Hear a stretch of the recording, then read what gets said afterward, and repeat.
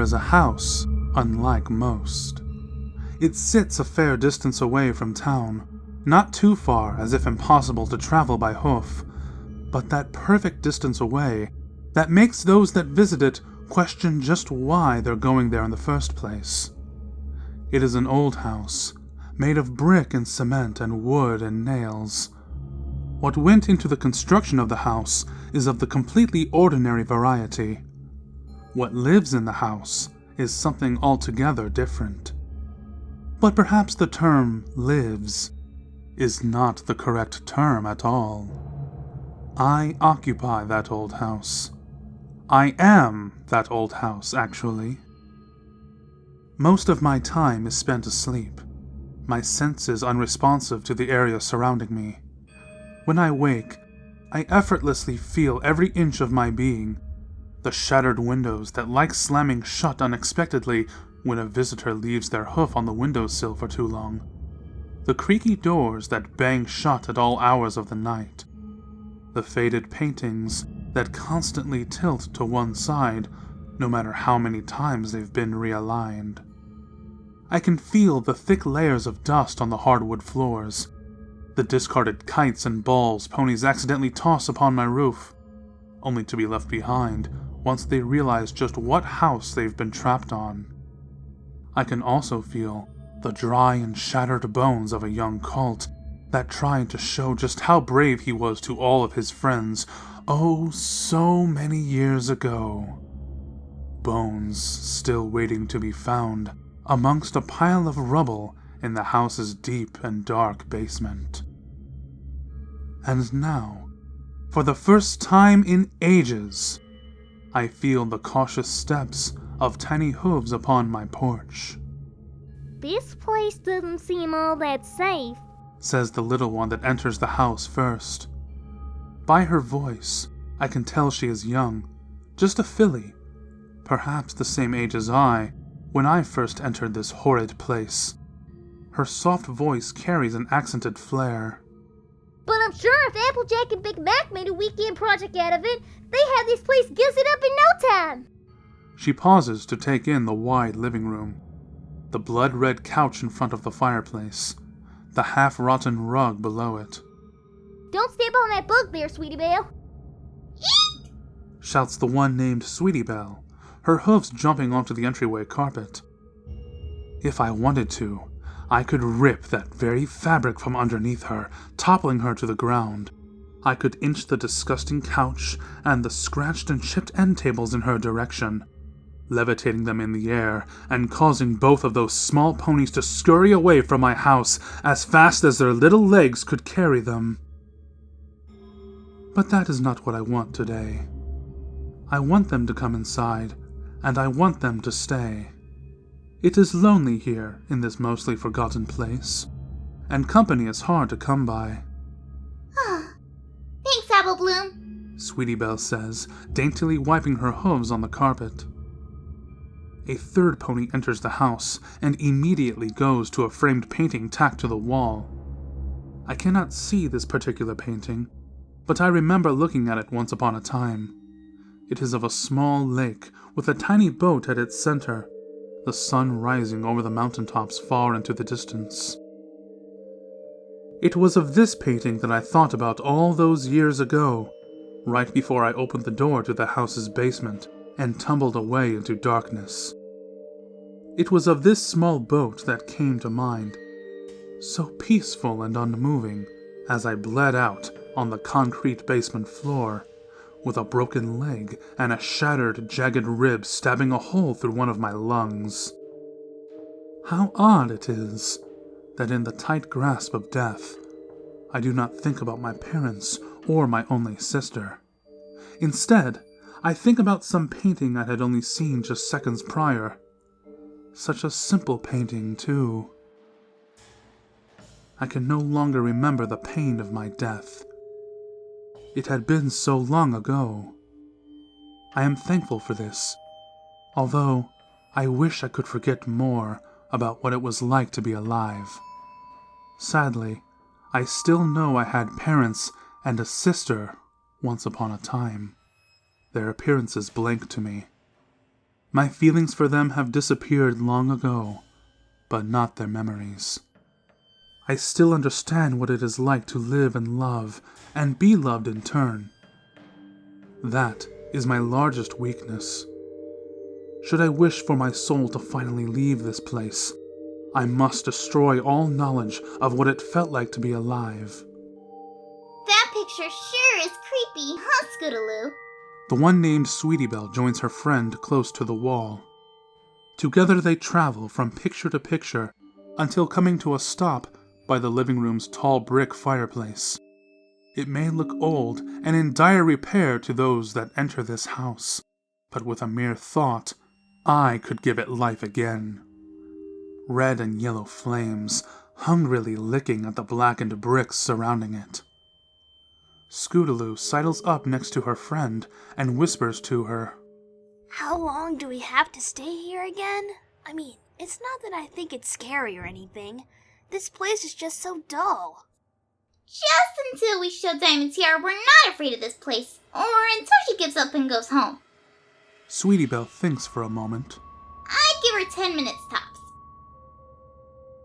And just like that, I find reason to listen again, to watch again, to feel hope again. Apple Bloom, Sweetie Belle, Scootaloo, Diamond Tiara. 4 ponies, 4 small fillies within my grasp, 4 souls so close to me, connected to me now. There had been 4 of us when I died in this place, a tiny adventure after school among my friends and I. I can still recall how we laughed and jumped up and down on the house's dusty furniture, shouting at the spirits of the place to come out and try to frighten us. Obviously, no spirit appeared to turn our manes completely white and give us reason to scamper away. It took me a long time to understand how spirits were supposed to behave. Longer still, the subtle art of curses and their ever-stringent rules. 81 years ago, 4 tiny colts entered this house. 3 ran away in search of their friend, while the 4th bled out on the basement floor, a half-dozen broken bones left sticking out through his skin. I died, and in turn, I inherited this place. Not by choice, mind you. All I did was take over the job of the house's previous spirit that had chosen me to die specifically. They were willing to kill in order to release their soul from this place. I must be able to do the same, or remain trapped here forever. Every time I wake, I wonder if I've lost enough equanimity to finally perform the deed. Today, we will see. When I took ownership of this place, I also absorbed its long and dark history like a sponge. 106 years ago, a young filly had been decapitated when a heavy window unexpectedly clamped down on her neck while she tried shouting for her dad on the lawn. 144 years ago, a colt scampered away from his friends, searching the upper rooms by himself. When exploring a closet in one of the empty rooms, its heavy door closed behind him and locked itself with no key whatsoever. His cries for help should have reached his friends most easily, only a piece of wood between them. If only spirits didn't have the oddest of abilities in twisting things towards their own gain. Starvation claimed the cult days later. Following that, he inherited this place without pause. 212 years ago, the builder and owner of this house found his daughter face down in the upstairs bathtub. The shelf above the tub had become dislodged from the wall and fell on her head. The very shelf the owner had nailed together with his own hooves. 81 years ago, 4 souls entered this house, while 1 soul remained behind. 106 years ago, 4 souls entered this house while 1 soul remained behind. 144 years ago, 4 souls entered this house while 1 soul remained behind. 212 years ago, 4 souls entered this house while one soul remained behind. If I wanted out, I needed exactly 4 souls within my walls. If I wanted out, one needed to enter and never come out again. The one named Diamond Tiara enters last, clutching the doorframe before finally stepping inside. The entryway door is well within my control. The ability to slam it shut to propel her inside tickles my fancy. But the art of fear is never one that should be rushed. I can't have them all trying to escape at once. Careful planning is needed. Did the headless filly that occupied this house before me give that much thought to my death? You little babies crying yet? Diamond Tiara asks from the safety of the doorway, a faint quiver in her voice. She tries to sound more important than she is, and for the most part succeeds. But I have heard many a conversation between the truly scared and the stubbornly brave. I have learned the subtle differences between the two, the small inflections of the voice that most cannot hear or even understand. Apple Bloom is halfway up the stairs by the time Diamond Tiara enters. She turns to her. It was your idea to come here in the first place, Diamond Tiara. You said we wouldn't make even a minute inside here, and look how long it's been already. Huh. She takes a few more steps up the stairs, and I ponder prying loose the deep nails that hold the boards together underneath her hooves. As silent as a whisper, I could remove each and every hammered nail in the house. I could weaken the boards near the second-floor landing, causing it to break under the little filly's weight and sending the bottom of her legs through, scrapes and bruises and blood and all. I could. I really could. But I do not get my joys from causing others pain. Could I give someone a painless death? I've always wondered, but have yet to try. Not all deaths need to be as drawn out as my own. Well, Diamond Tiara says snidely. you three have only been inside for a little while anyways. I give you sissies 5 more minutes before you're all running out of here with your tails tucked between your legs. Apple Bloom reaches the top of the stairs and calls down, choosing to ignore her. Sweetie Belle, Scootaloo, you want to check out the second floor with me? I think there's some weird painting of a clown down the hall. Just a sec. Scootaloo yells to her, trotting to the other end of the living room. Let me see what's in this room first. Don't take too long! Upstairs, Apple Bloom walks down the dirt-covered hallway. There is little I can control up here, besides a half-dozen doors that I can open and close. 100 different floorboards I can make creak and groan, crack and split. Back in the living room, Scootaloo nears the door to the basement. The same basement where my bones still have yet to be discovered. If she were to open the door in front of her, she would find no stairs leading down. There is nothing but darkness there, and a 20-foot drop onto solid stone. The door to the basement has always been tricky to open, and requires a hard shove to push through. That was the only reason I died so easily to begin with. One hard shove, and then one quick fall into darkness, followed by an eternity of watching and waiting, and hoping and praying for someone new to come visit me. Scootaloo puts her hoof to the door's brass knob, and I finally ponder what to do. I could always make it swing inwards without her assistance, allowing her to open it easily and glimpse inside and avoid her fate. Or I could set it up the same way it had been set up for me. Let her shove it open with all of her might before letting her plummet to the solid, cold ground below. This door won't budge! Scootaloo says, twisting the knob with both hooves. Without much thought, I lock the door to the basement. This one is not the one I want to inherit my curse. No, not her. But maybe... This place is just lame! Trumpets Diamond Tiara, kicking the couch seat before the fireplace. I can feel each and every one of her little kicks, the legs of the couch scratching against the floor. My decision becomes much clearer than before. Soon Scootaloo and Sweetie Belle join their friend in the second-floor hallway and go from room to room in search of something interesting to lay claim to. They will not find much up there besides a few ruined beds and a writing desk that sometimes sounds as if it's laughing in the middle of the night. Diamond Tiara, left alone downstairs, walks the small area between the entrance and the living room in a continuous loop. It is a hurried walk, one I have felt before. As much as she may want to leave my dark and gloomy embrace, she also does not want to be the first to leave. No, that would never do. Not for someone like her. It was her idea to come here, was it not?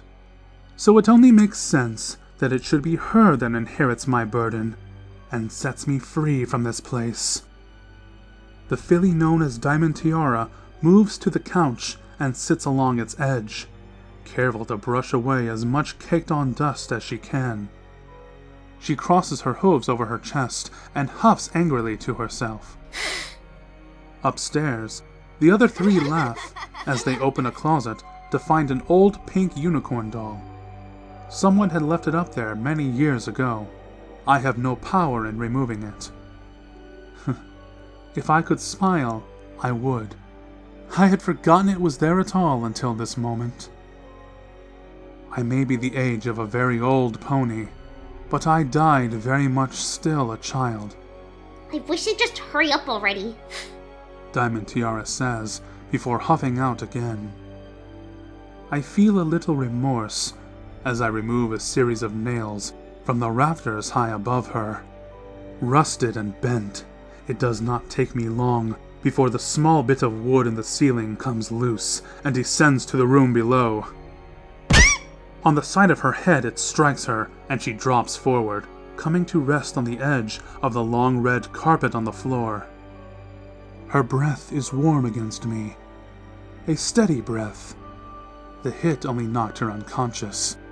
I have to remind myself that death can always be painless.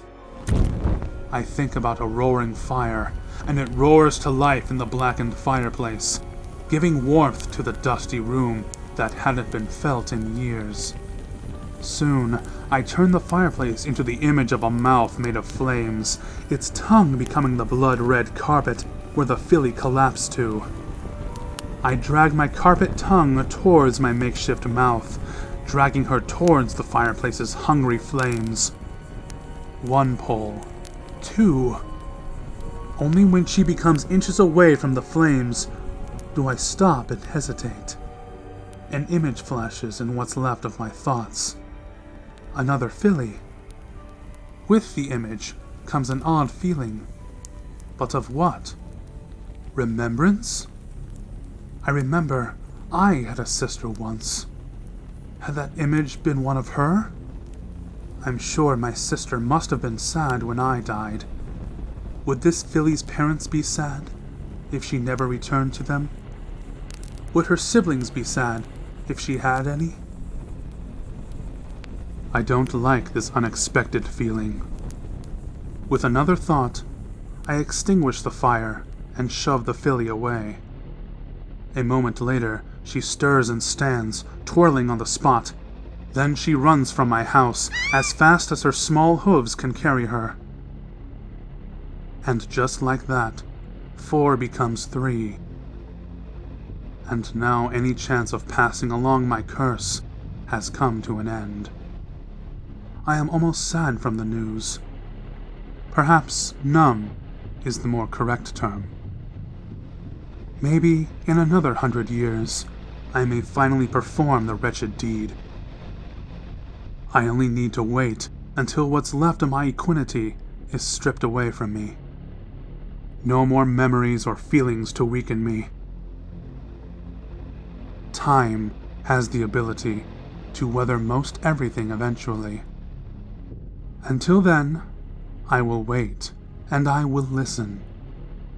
until 4 more souls come enter this old house of mine.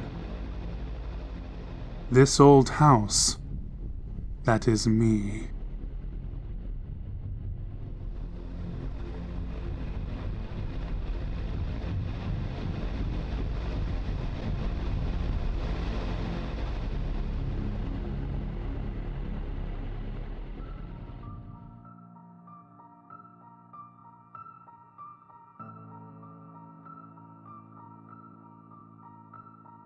Twilight? The words flickered with each invisible pen stroke. Occasional punctuation billowed with miniature tufts of flame. Twilight Sparkle, are you there? She sat in the middle of the Royal Canterlot Library. The tome was spread open upon wooden desktop before her. A quill pen rested on the edge of the podium, and yet the alicorn mare didn't move. Her mane billowed with twinkling brilliance, but otherwise she was perfectly still. Violet eyes danced around the book's aged binding, studying, waiting. At last, after a full 2 minutes, more words rippled across the middle of an otherwise blank page. Please, write to me, Twilight. Twilight Sparkle took a long breath. Dim candlelight glinted off her crown. Her muzzle tightened ever so slightly. It's been so long.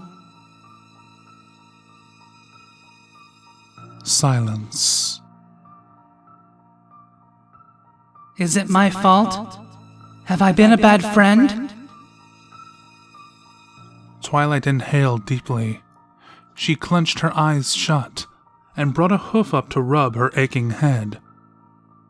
Against her better judgment, she gazed upon the book once again.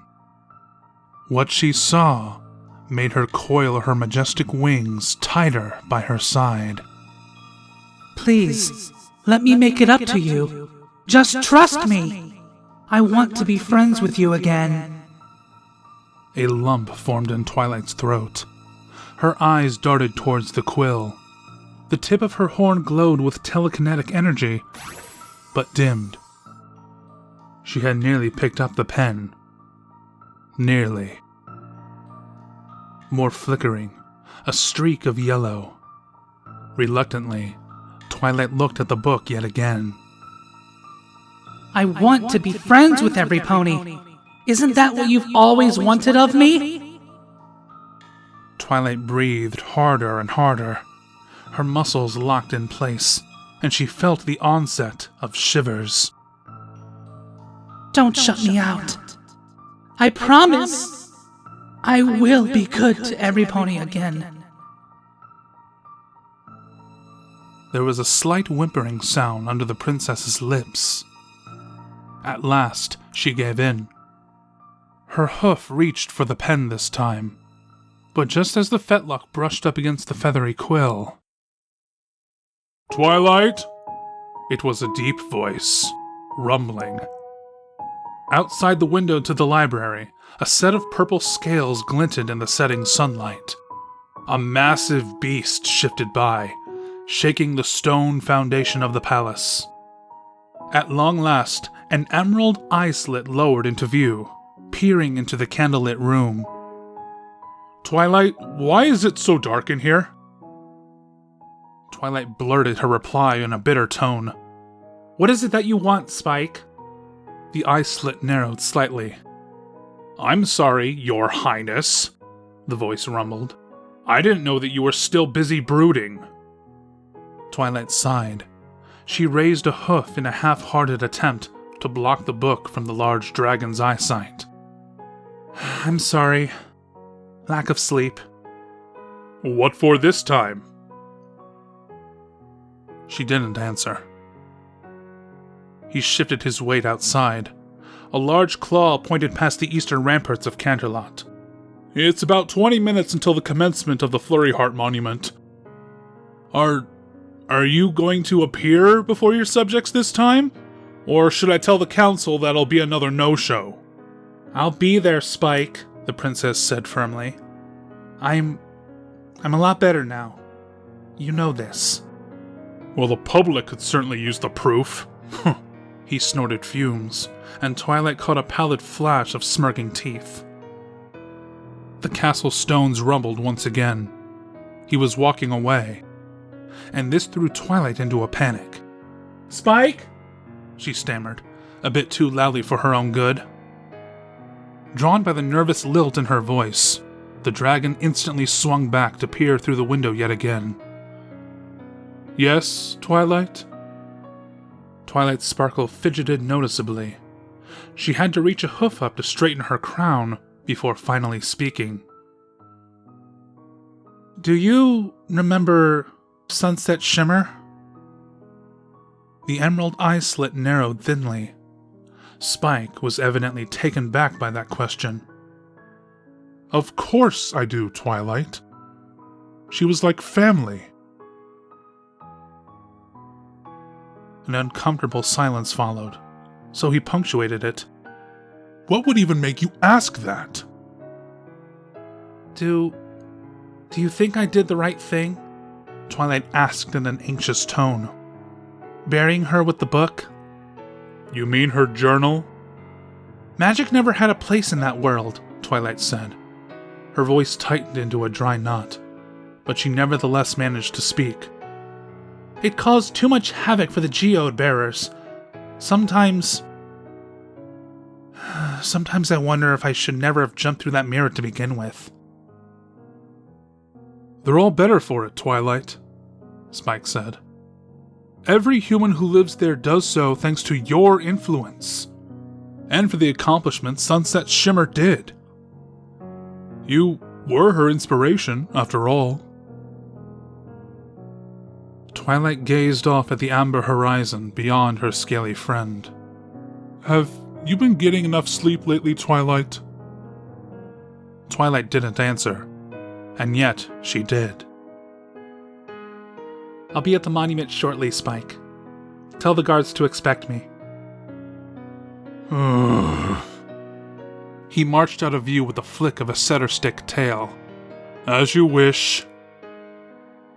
As the rumbling dwindled away, Twilight closed her eyes and breathed deeply. Tensely.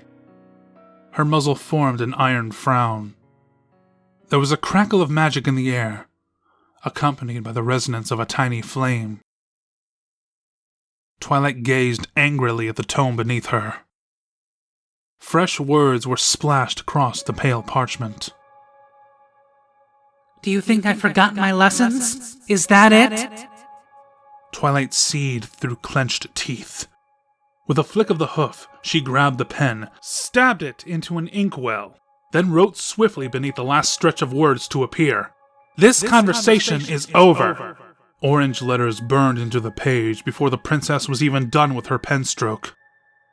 Twilight, no! Please, don't go! I don't want to be alone. Talk to me, I beg you!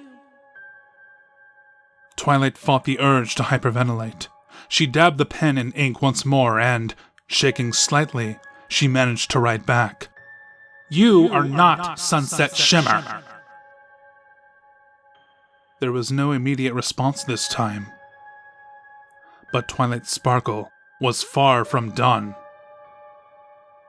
Whoever you are, whatever you are, you do not belong here. Leave the book alone. Leave her grave alone. I will not ask you again.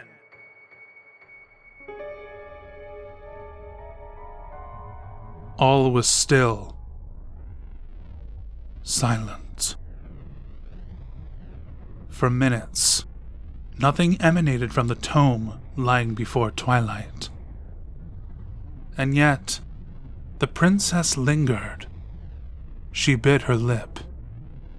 She even began to tremble. Then, suddenly, like a flare at the bottom of a deep well, "It is so full." Twilight's brow creased, lined with sweat. Against her better judgment, she stroked the pen. What? Almost immediately, The blackness, so full of friends. Blocks of ice holding up the walls of emptiness. So many years, and yet so few pages. Not even enough room to weep. Twilight breathed, blinked.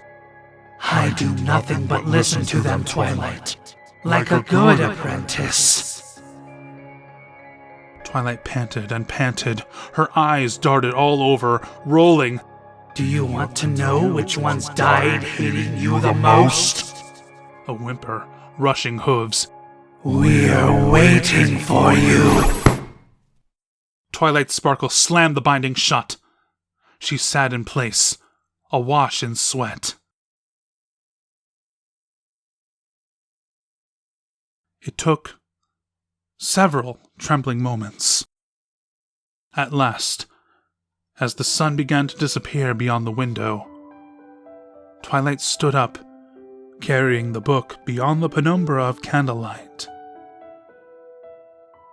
She found a lonesome place in the library, a shelf so dusty and remote that she hopefully would never hear the book vibrating again. Just like it was right then, pitiable and hungry, as she walked away and shut the door behind her.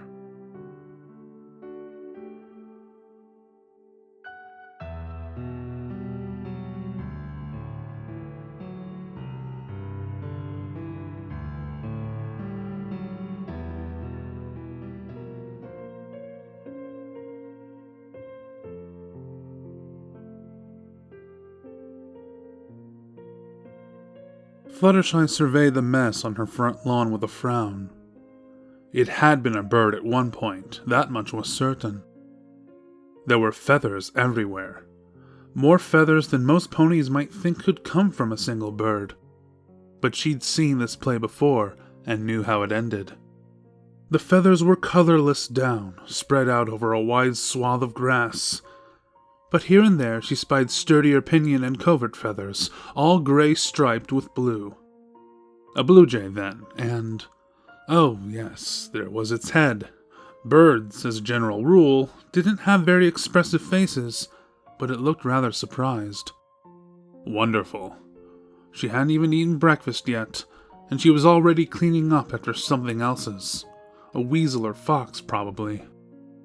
They could be vicious, and whatever had taken this poor little bird had torn it apart. No one saw anything? She asked. Beside her, Angel Bunny shook his floppy little head.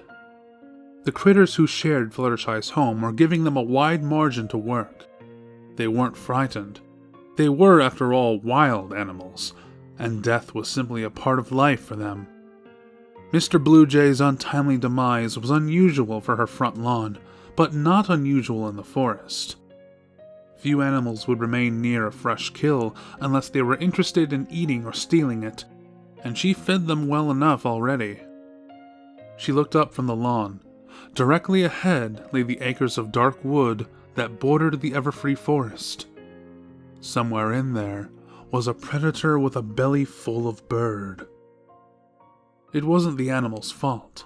Fox or weasel or bobcat, it was only acting according to its nature.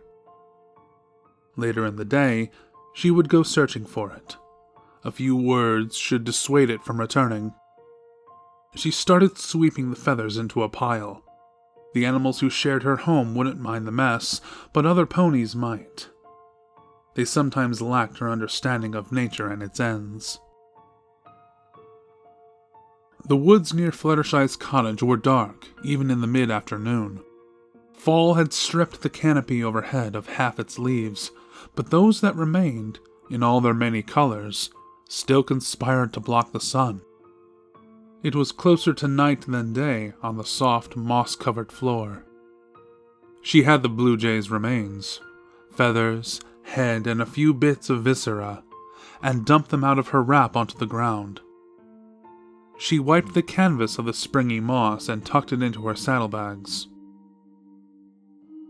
Hello? If you're out there, you don't have to be afraid of me. I just want to talk. Only silence returned. She waited for hours, in case any hungry animals wanted to come home with her. Aside from a curious chipmunk and a stoic snake, she had no visitors. As the sun neared the horizon, she sighed, lifted the chipmunk into the branches out of the rat snake's reach, and bid them both farewell. Some mysteries, perhaps, weren't meant to be solved. Fluttershy spent the next morning running errands in Ponyville.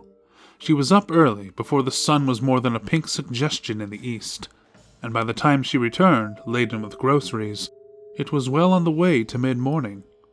Soon it would be time for lunch, and she already had designs on a fresh arugula and tomato salad. She paused at her front door. The hard surface was covered in scratches. Thin curls of wood littered her doorstep. She considered the marks carefully, then looked around. Nothing appeared to be lurking in the bushes or the grasses. Slowly, she opened the door, walked inside, and shut it firmly behind her. Does anyone know what scratched the door? She asked of the various critters in her living room. A few of them paused in their play to look in her direction, but nothing more. It would have been surprising, frankly, if any had. She loved all her critter friends, but Celestia, bless them, they weren't the brightest stars in the night sky. Even Angel Bunny, her oldest confidant, had trouble understanding ponies and their complex emotions. Things were simpler for rabbits, she supposed. She needed a nocturnal friend for this, an animal who could watch the cottage during the night. She flapped her wings and floated up to the rafters, where a dark form huddled in the shadows. Hello, Mr. Owl. She whispered, settling down beside him. His eyes slowly opened as he woke, and at her beckoning, he leaned forward to hear her instructions.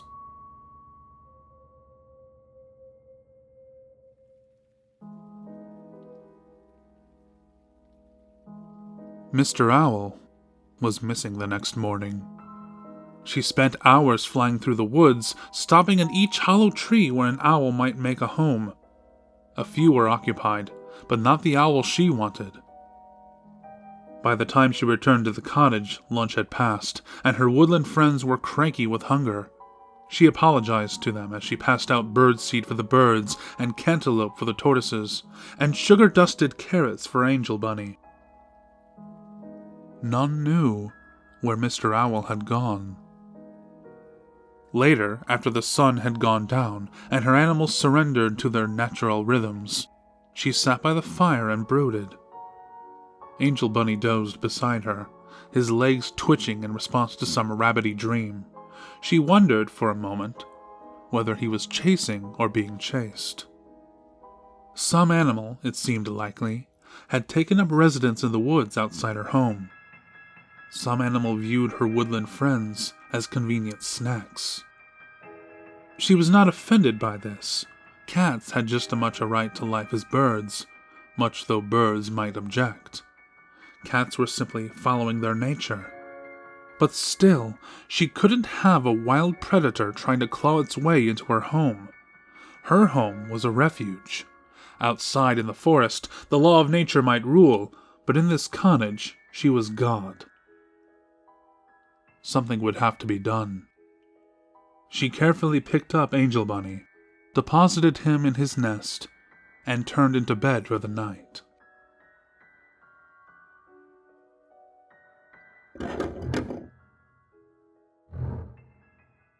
The sound of scratching at her bedroom door roused Fluttershy from the depths of sleep. She heard it in a groggy, half-awake state. It was not an unusual sound. After all, she lived with dozens of clawed animals, any number of which might want into her room. Usually she just ignored it, until whatever restless animal was at work grew tired or bored or disheartened by her lack of response and went elsewhere for the night. So that was what she did. And in time, the scratching ceased. She smiled and quickly fell back into slumber. The critters were nervous the next morning. Fluttershy didn't blame them. Something had left scratches on almost every wall and door in the cottage. Only the interior of her room and the cellar, which was latched shut, showed no signs of vandalism. Everywhere else, little bits of plaster and curls of wood had fallen to the floor. She conducted a quick census. A few birds were missing, but that might or might not be important. Birds came and went as they pleased, and never stayed for long. Mr. Owl was still absent from his roost in the rafters. Angel Bunny, if you have any ideas, I would love to hear them. He said nothing, but then he never did. Together, they set about cleaning the floors.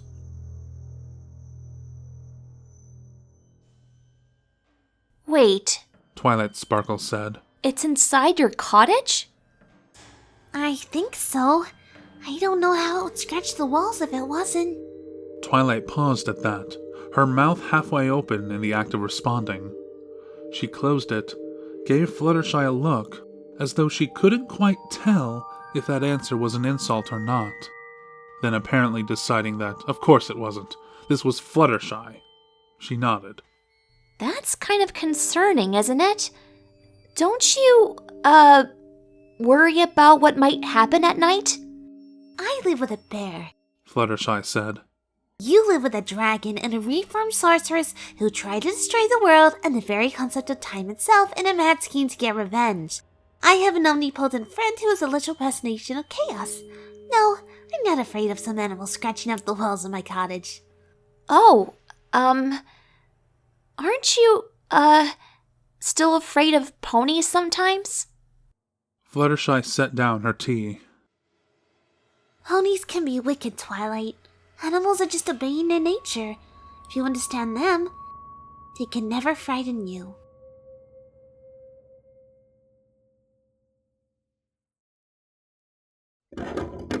Fluttershy was ready that night when the scratches woke her. She floated out of bed, her large wings beating gently, silently. Over toward the door, she drifted. The sounds grew louder with each passing moment. She tried to consider how large an animal it must be to shake her door like that.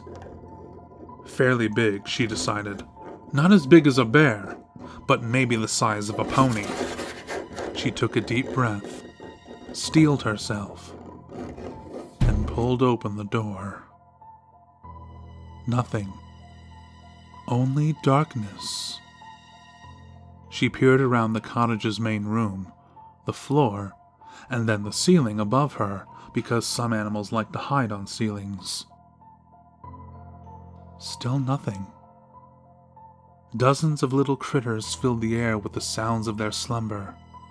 It was like rain on a window pane to her, soothing and relaxing. After only a few more minutes of futile searching around the cabin for whatever stray animal was causing all this trouble, she surrendered and returned to bed. Fluttershy dreamed that night of pursuing something. She dreamed that night of being pursued. She dreamed of hunting, killing, and eating.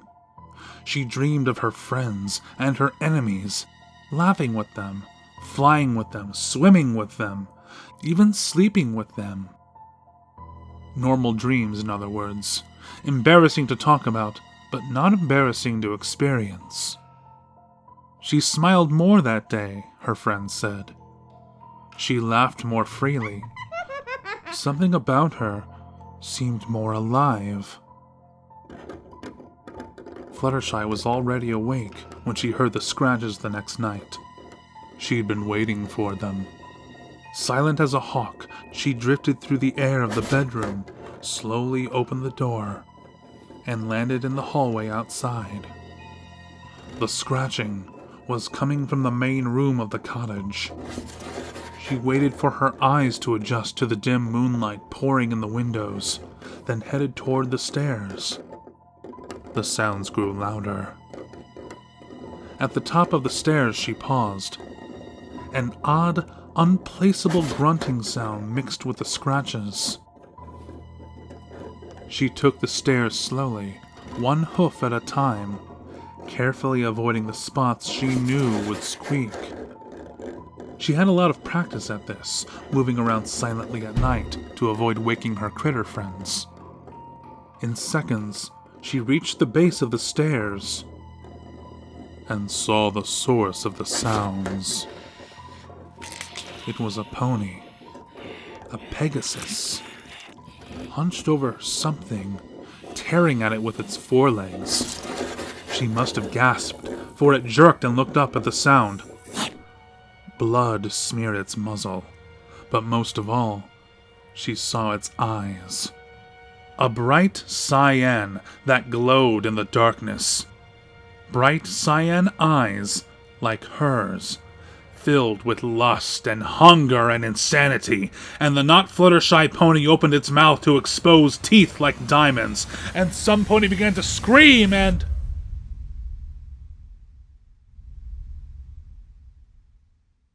Fluttershy woke in her bed.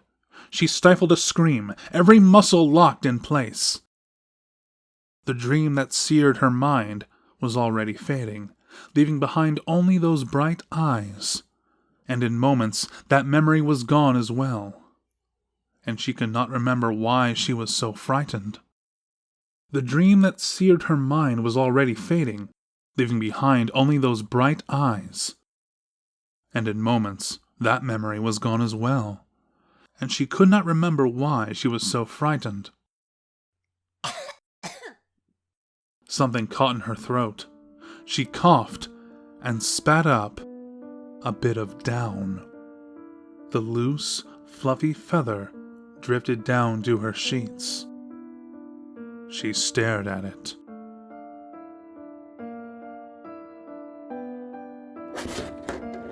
Somewhere in the cottage, she imagined she could hear something scratching. Best go see what it was.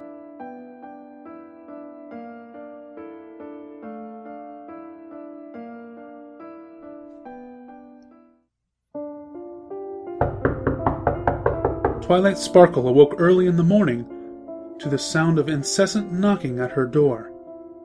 She groaned quietly, pondering for a moment why Spike hadn't yet answered, but the pounding forced the thought out of her mind for the moment. Whatever the reason, her assistant, it seemed, was not going to answer the door for her. Gathering what little precious energy she could, Twilight rolled her way off the side of the bed, just barely landing on her hooves before giving a languid stretch. First her forelegs, then her back, then her hind legs. Finally, doing something she was still fairly unaccustomed to doing, her wings were spread wide, and she felt her bones crack and pop quietly. The knocking hadn't even slowed. Coming! Twilight snapped, glancing out the window. The sun was just now rising above the horizon, and her habit of late-night studying was doing her mood no favors. Although, any pony who decided getting her up this early in the morning was a good idea could use a stern talking to. Or, if Twilight's current scowl was any indication, a brief shouting fit. Barely taking note of the unclean state of her library, Twilight strode straight through the clutter of books and notes to the front door, much like a deer sprinting effortlessly through the woods. When she reached the large oak passageway, she uttered a silent mental prayer for whoever ended up on the receiving end of her rapidly growing fury. She shouted, as the door was nearly flung off its hinges in her newly found alicorn magic. The pony on the other side of the door didn't even flinch. Twilight, listen! Rainbow Dash said quickly, taking a few well-timed steps away from the angered alicorn. I know you're probably mad at me for... Understatement of your life. Twilight deadpanned, noting the gap between them was much too far for her to take a jab with her horn. What do you want? Rainbow nodded. Right, about that. You see, there's a very good reason for all of this, but I can't tell you until tomorrow. Twilight blinked, confusion momentarily overriding anger, though not for long, as she set her strongest death glare on the Pegasus before her. What? Okay. Okay. Okay.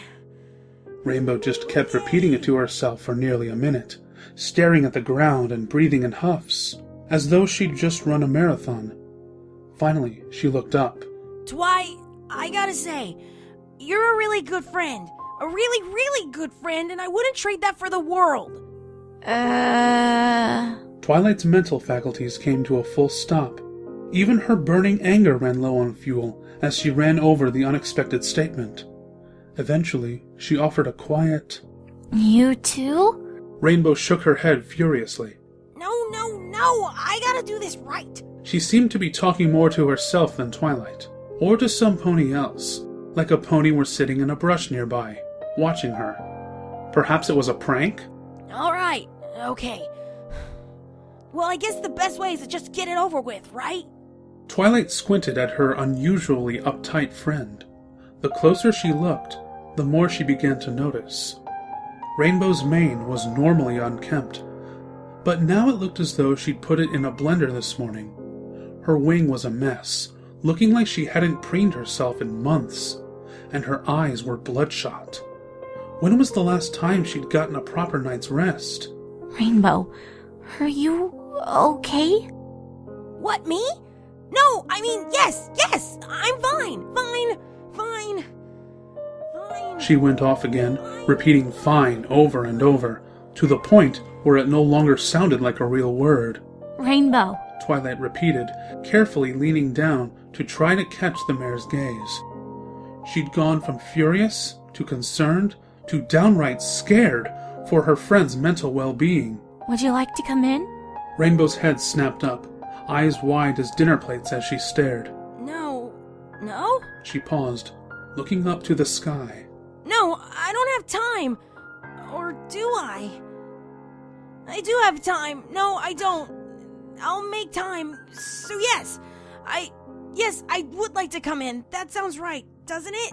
Twilight nodded slowly, stepping to the side and watching with a frown as Rainbow's shaking hooves carried her into the paper jungle. Sorry about the mess. Looks normal. Rainbow trailed off, looking at the books with a twitching eye. Everything's normal. So it's gonna be alright. Alright. Following Rainbow through the mess of her front room, Twilight watched as the mare absent-mindedly dodged every obstacle in the room, something even she couldn't do without proper focus. And she was the one who put everything where it was. Without fail or fault, Rainbow found her way onto the couch and flopped down, waiting in silence for Twilight to sit next to her. Okay. Rainbow started, looking around the room. Her eyes covered everything she could see until they eventually settled on Twilight. Her hooves slowed their shaking, and she gave her thigh a solid punch, flinching from the blow. Okay, not dreaming. Everything looks normal. Twilight's sitting next to me and I'm going to talk to her. Twilight's brow creased as her frown deepened. Rainbow Dash, what's going on? I'm going to talk to you, Rainbow announced, smiling proudly. I said I wouldn't trade our friendship for the world already, right? Back at the door? You remember that, don't you? A sliver of fear slipped into her voice. Yeah, you did. I remember. Rainbow's head nodded up and down spastically. Good, very good. They're starting to blend together, you know. Okay, anyways, okay. I already said that. What's next? Oh, alright. Well, there's this thing. I'm not exactly... what's the word? Content with our current relationship? Sounds right. Sounds normal. Good. Normal's good. Rainbow, what are you talking about? Why are you... Just let me finish! Rainbow snapped. She sounded angry, but a wide smile never left her lips. Please? It's normal for me to finish, right? We're aiming for normal here, Twi. Anything not normal won't work. Twilight opened her mouth, but closed it slowly. Whatever was wrong, it seemed Rainbow had her own way of getting to the problem. Still, she paid close attention to her friend. Right, so I'm not content. I already said that, didn't I?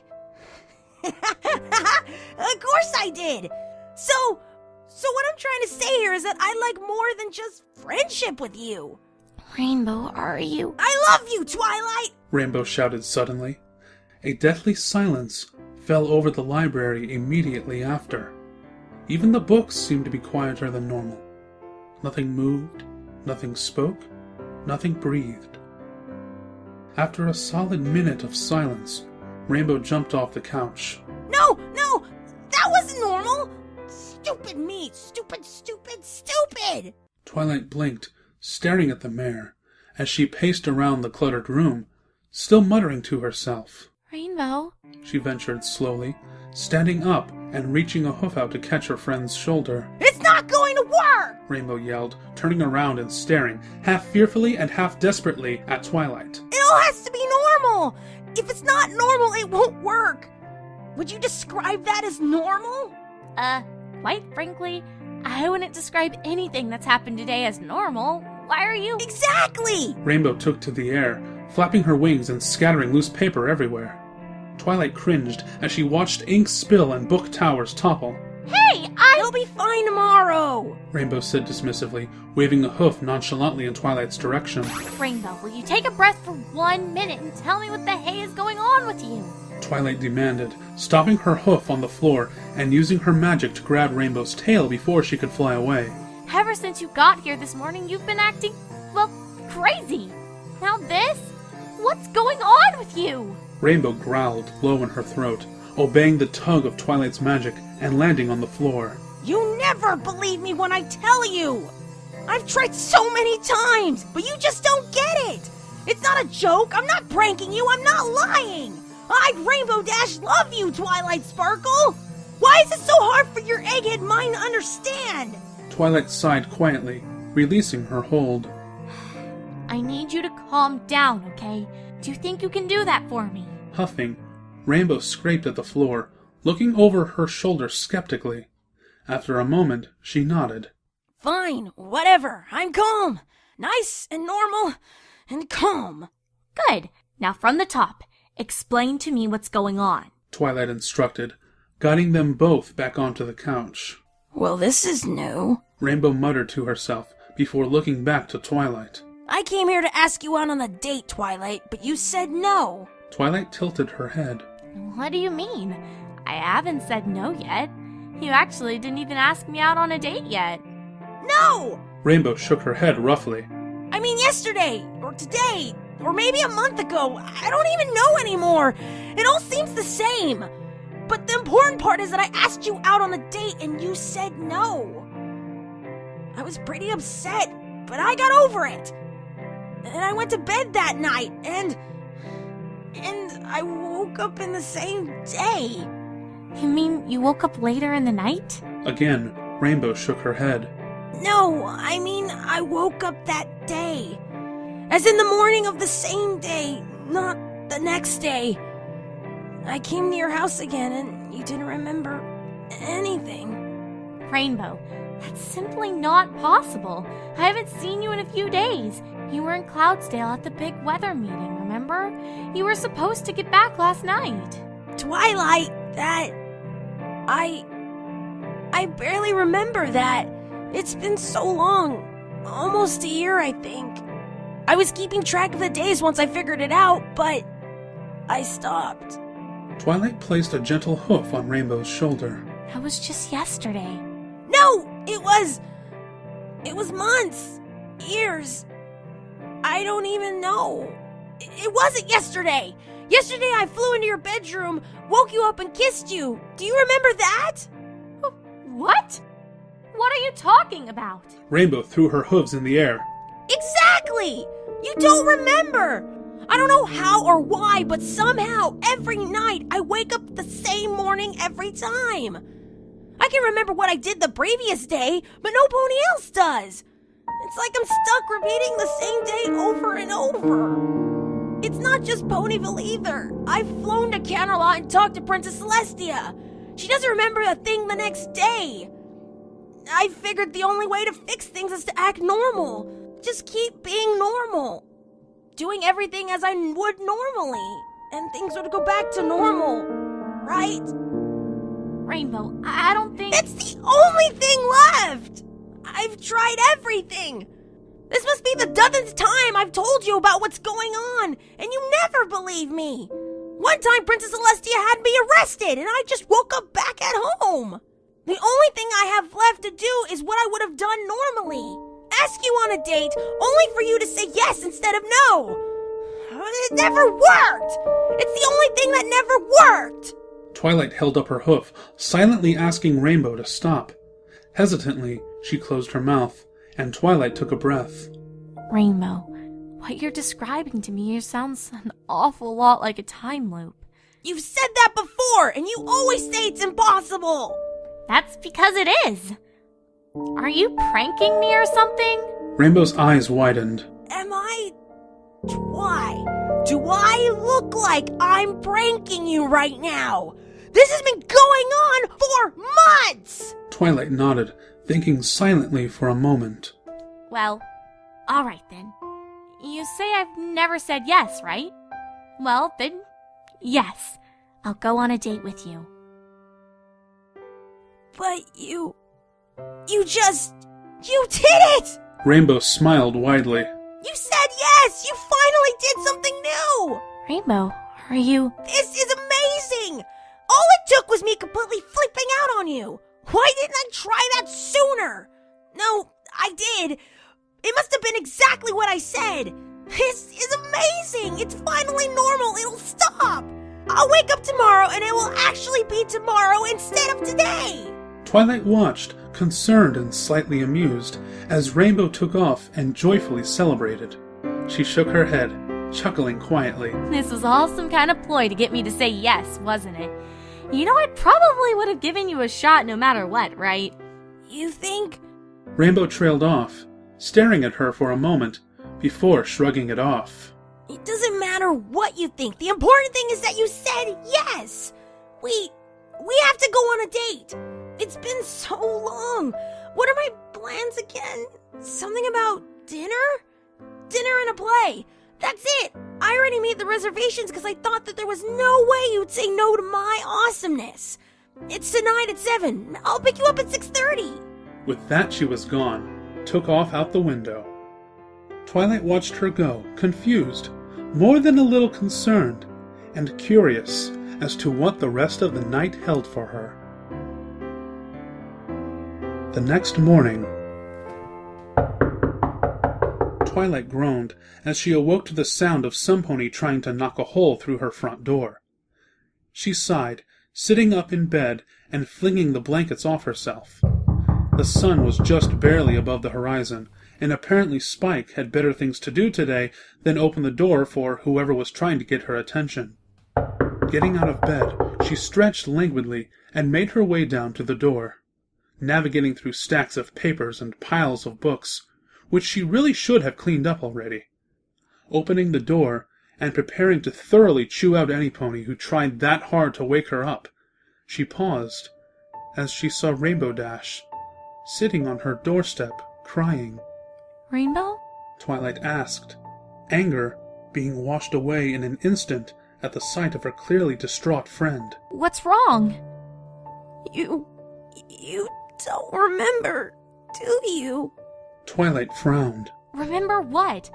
What don't I remember? Rainbow sniffled. We went on a date yesterday, and to play, and...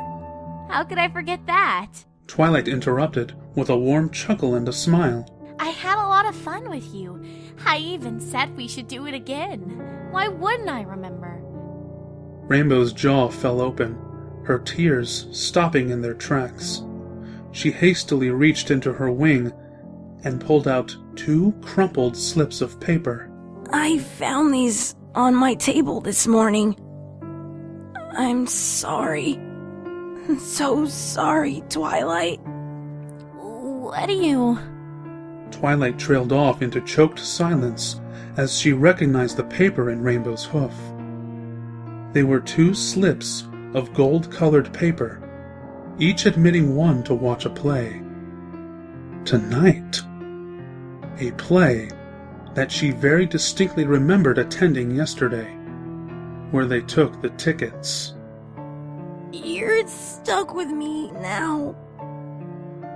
I'm so sorry.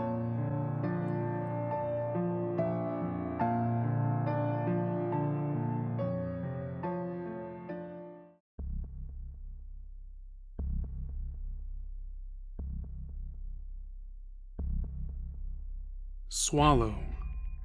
Blink. A deep breath, the loudest sound she'll make all day. The one that will never be heard. Well, only by her with the midnight coat. Every day continues. Nothing looks wrong to the average pony. And why would it? They aren't very observant to begin with. They notice nothing. Celestia, with her bright white coat and harsh radiance, chatters among them, as if she could lower herself to their level and call herself a pony, no longer content with what she is. She tries to forget, and Luna tries to talk. It's simple, right? Think of what to say.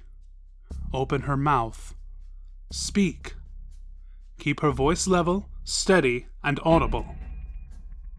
Only, it wasn't simple. Don't talk became can't talk. Her mind swarmed with details of the everyday, all the little sorrows and joys that bathed in the air around her. Everything sparkled like glass, so obvious. Unlike her, noticeable. Each day was brighter, each night shunned even more. Each star a curse. Mouth open, that was Celestia. Talking, smiling, welcoming, whatever they wanted her to be. She was the sun. And she burned. It wasn't that Luna didn't know what to say, as hallways passed her eyes, and another pony passed her like a ghost. Or maybe more like furniture, present but unimportant. What need was there to pay attention to her? She knew exactly what she wanted to say. Always when she had spoken well. But she knew everything that had to be said. Each syllable that would sound like thunder to her own ears, even if it were but a whisper. That is what made it difficult. She could see the road before her. Going in blind would be far, far easier. She sits next to Celestia on the forgotten throne. Half the room of stone, sharp angles and dull hues in a neat tomb, imperial beyond belief, majestic and properly suffocating, was gold. Sun gold. She blinked in pain. Yellow flowers knew to keep soft. These banners bled. Her gaze dropped. Every crack on the floor swam in front of her. Every speck of dust made itself noticeable. Luna drew a deep breath, just quiet enough not to come across as bored. The noble droned on, ill-chosen words falling from his lips and cluttering the air with their meaninglessness. Each utterance was hollow. Every pony stood on the side of gold, the only one they could see. They nodded, jewels gaudy. Celestia gave the noble a smile. He must have said something she liked. Luna's mind dipped beyond noise. Her face a comforting, stoic look. Always thinking. She was surrounded by ponies. Alone. Alone was but a different way to spell peace for this dark mare. She shifted quietly in her seat, forehoofs quietly in front of her, slouching slightly. Luna looked distant, contemplative, maybe bored. Her mind screamed as she watched the mouth of the noble move. Each of his words was wasted, wasted, wasted. Celestia complimented his presentation, a mask of seriousness overtaking her pursed-lipped smile before she allowed it to widen again. Luna wanted to cut the strings her sister had burrowed into herself. Blue eyes went unnoticed as they watched the next noble enter, the cacophony and clinks of ill-spent phrases and practiced greetings dropping to the ground before he even entered the room. The walls echo with their worthlessness. Luna's stare widens. She's completely forgotten now, eyes boring into Celestia. She does not hide their horror, raw and tearing. Celestia gives a kindly smile, veils of subject-centric thoughts narrowing her vision, as she is unaware of her shadow's distress, misery, panic. After all, is it not the princess, pretty, loved, popular, following the cues to make sacrifices? Luna watches as her sister bravely sacrifices the good of one of the mewling, silk-clad idiot's attention before her, one over many. It's the sun's way. Speak, speak, speak, roars the thunder in her mind. Her vision swims. Every detail stands out, screaming and bright. The glitter of her sister's crown, the lace of her gown. The Everfree Palace sparkles with a recent cleaning it had in honor of the new day. Slowly, Luna tears her gaze away from her sister. The far wall becomes her focus. Her heart is steady. This is every day, and she tries to only listen to that. It doesn't work. All the sounds and stray vowels that drift through the air find her ears. Luna almost blinks. To her it feels like a slow movement, but she knows it's far quicker. A faint tick, a twitch that passes the notice of others. Not a dream. Her left ear pricks to catch what sounds like a fragment of her own thoughts. Not a dream. Luna remains impassive. She even yawns, but her blood feels cold. She can't tap Celestia or do anything to catch her attention. They had made a silent treaty signed with bitterness, stubborn will, and everything between them. Luna still remembers the sound of the screams in their last fight that tore at the mere scraps their relationship had been in then. They were Celestia and Luna, sisters in name only. Celestia ruled, and Luna's jaw twitches. 1 minute is over. Swallow. Blink. There are still many more to come. She watches them pass. Noble after noble with greed in their eyes and money behind their words, as if some part of them knew that what they said could and would never be enough to the single pony who dared to refuse gifts and other material curses that always came at a price.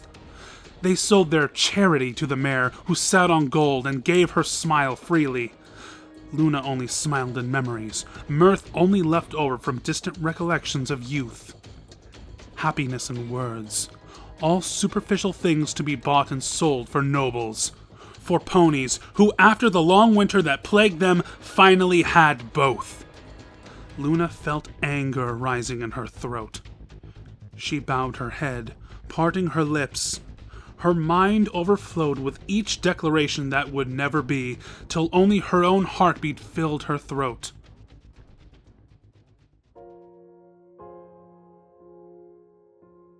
She murmured nothing, eyes under her thick mane which flowed about her face wild, aware. They saw all a pony did, their blue-green like neither the earth or heavens. But somewhere in between were like ink of purity in the new world of the united tribes, bright paint to illuminate every misdeed witnessed and falsehood spread. Tired eyes.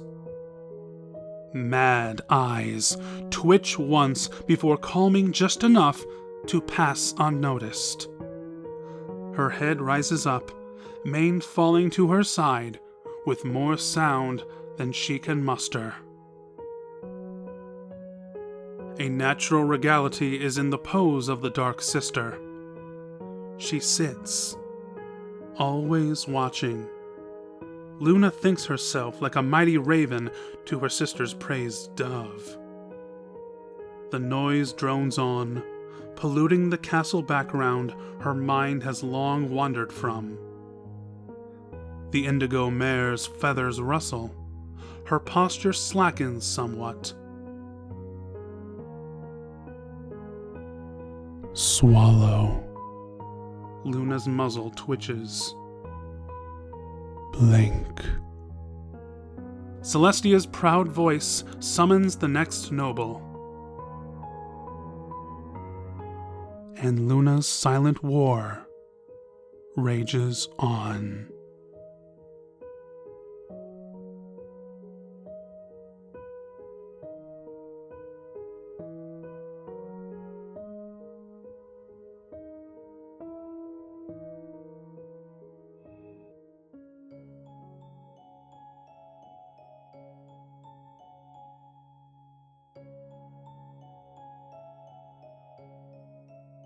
Entry number 1, 2609-1002. My name is Twilight Sparkle. I'm writing from the Golden Oaks Library, Ponyville, Equestria. I have a lot to explain, and there's a lot I don't understand yet. Last night, something happened. Something I almost can't comprehend. Not yet, at least, but I intend to study and figure it out, however long it may take. This will be my record of events, a log of sorts, so I can catalog my thoughts and findings for future study and reference. I also find it to be a productive calming method, which I feel is quite necessary, considering my current circumstances. Every pony is gone, and by that, I mean they vanished, disappeared without a trace. I first noticed when I found Spike, my assistant, missing this morning when I woke up. We sleep in the same room, and I knew he had no plans today, so I was immediately worried. It was possible, however, that he was simply downstairs making breakfast, something he often offers to do. So I ran down to take a look. He wasn't there. Everything was just how we'd left it the night before. Next, I thought he may have gone to my friend Rarity's, who he has something of a crush on, so I put on my coat, as it was still early, and it's nearing winter, and walked out the door to find where he'd gone to. There was no pony outside. No pony was anywhere! No fillies and colts on their way to school, no sales ponies in the market, no shopkeepers, no Spike, no Rarity, no Fluttershy, no Applejack, no Pimky, no Red. I couldn't find any pony, no matter how hard I looked. And it was morning, so some pony should have been somewhere doing something. I knocked on every door in the town, but I couldn't find a thing. I admit I lost my composure for a few moments then, as it was quite a stressful realization. I attempted to contact the princesses, and I intend to fly to Canterlot later on and see if this phenomenon is present there also. I hope it's not. But I haven't heard back from the princesses yet, so I honestly have no idea. The main thing I need to do for the moment is remain calm and keep a level head. Stress and fear will get me nowhere. I need to think clearly, stay productive, and find out just what the heck is going on, and then fix it.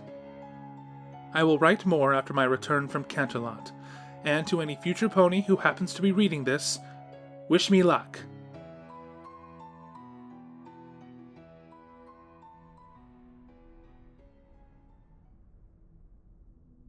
Entry number 2, 2609-1002.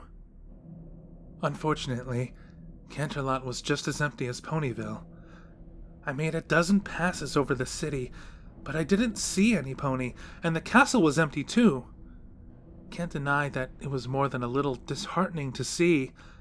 I am in a bit of luck, however. I didn't notice this in Ponyville, probably due to its low population, but I did notice in Canterlot a lot of discarded items on the streets.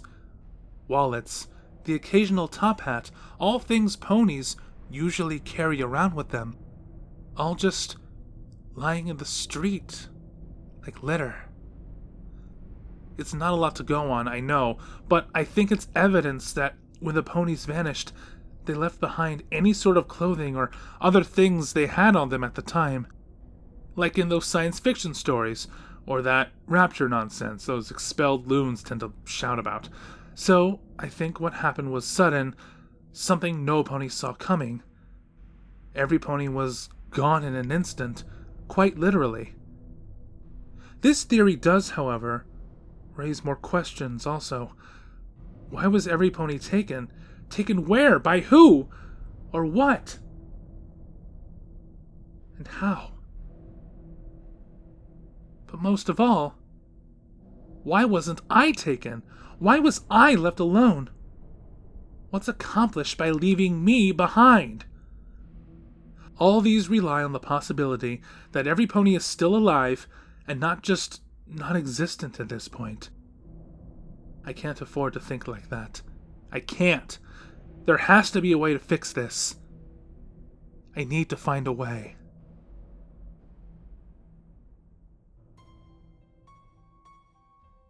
Entry number 3, 2609-1002. How is the sun still moving? The sun is still moving across the sky. There's only one pony alive who's able to move the sun. Celestia! If she was gone, if she had disappeared the same as every pony else, the sun would not be moving.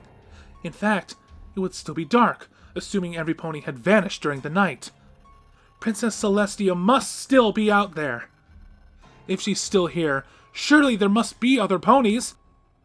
I'm here, she's here, so other ponies have to be too, right? I just need to find them.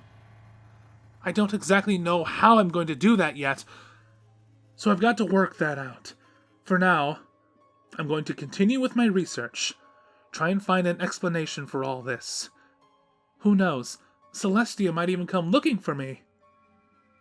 There's hope. Entry number 4, 2609-1002. It's getting late now. Celestia is moving the sun down, and the moon is taking its place. Maybe that means Luna's still here as well? I can only hope so. I've gone over as many ancient history books as I could in the time that I had, but I unfortunately didn't find anything of relevance. Nothing like this has ever happened before on record, so either this event has never actually happened before, or I'm simply the first pony to write it down. I honestly don't know which could be worse. I was planning to head into the Everfree and search the castle of the two sisters for any potential information, but I just couldn't bring myself to enter. Hearing absolutely nothing coming from within was somehow an infinite times worse than the usual ghastly noises it produces. It was just too unnerving. It'll be time to turn in soon. I need to keep my strength up. Tomorrow, I should go gather as much food as I can. I don't know how long I'm going to be stuck like this after all. I need to make sure I'm appropriately supplied. I'm keeping my door unlocked, in case Celestia or Luna decide to drop by. It would be a bit rude of me to lock out the only two ponies left in Equestria.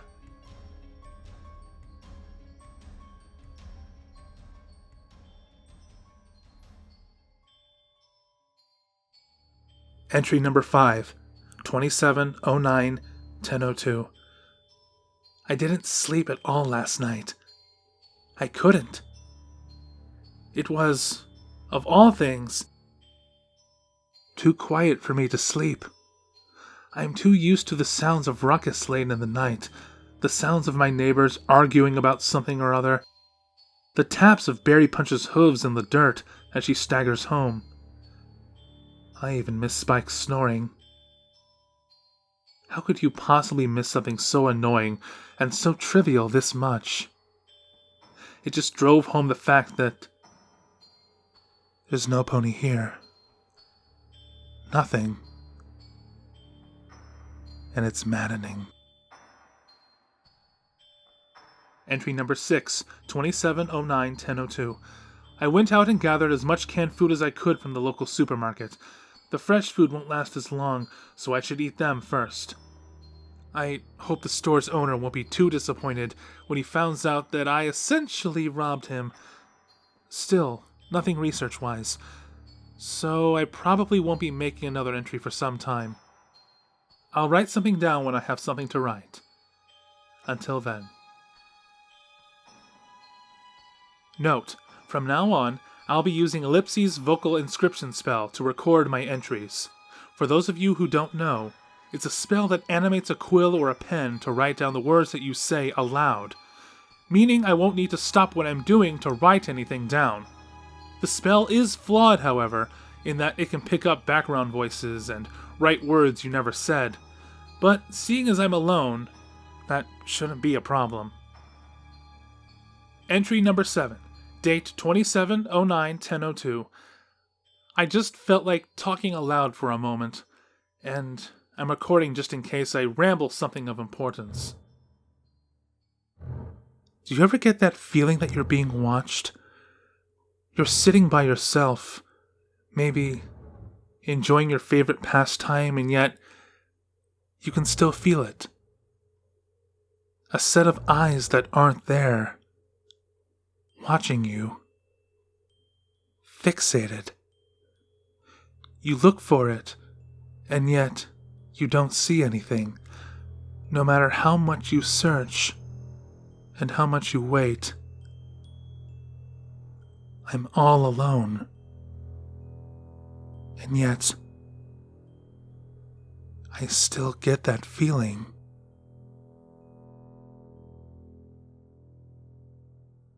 Number 8. I've decided to move down to the basement for the time being. I just can't concentrate upstairs anymore. I keep getting distracted. I keep looking out the window and find that nothing is there, and no matter how many times I look, I just grow frustrated at seeing it over and over again. The thing is, though, I don't get why I keep looking. I know there's not going to be anything there. It's not going to be Celestia, and it's not going to be Luna. Both of them would have contacted me long before now. But I still keep looking, like I'm going to catch a glimpse of something walking by. I don't like it. I hate thinking something's there when it's not, and honestly, it's making me afraid. I'm afraid to look out the window anymore. I'm afraid of what I won't see, but I'm more afraid that I might see something. Something I know shouldn't be there.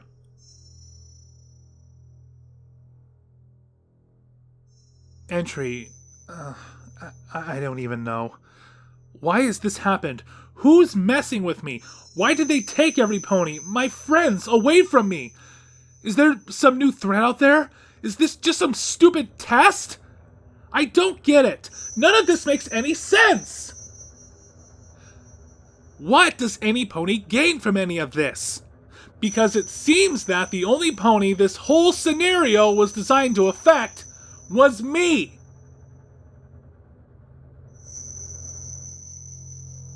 Who's there? I heard you! Hello? Hello? Hello? I'm not coming out. If you want to come in, knock at the door. I thought I heard something from outside. It sounded like hooves. I got really excited and looked through the basement window, but once again, there was nothing there. I can see that the quill picked up what I was saying, but I didn't hear a reply. I told them to knock at the door, so I'm going to stay up for a bit in case I hear something. I really hope it's another pony. It's only been a day, but it feels like I've been alone for a lifetime. I'm going to lock the basement door, though, just in case.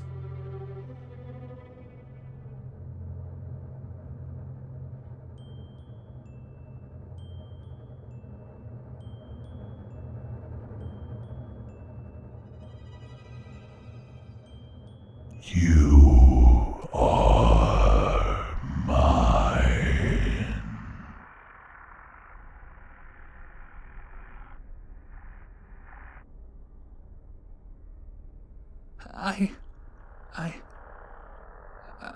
I didn't say that. You are mine. That wasn't me. It must have been the spell. It must have picked up a background noise or something. I was just reading a book, and I noticed the quill scribbling away at my side. And yet, I swore it was completely silent, just as silent as it was since all of this began. Maybe I muttered something under my breath? Yeah, that's gotta be it. Or maybe it was just a glitch. Maybe it just interpreted some noise I made as a voice.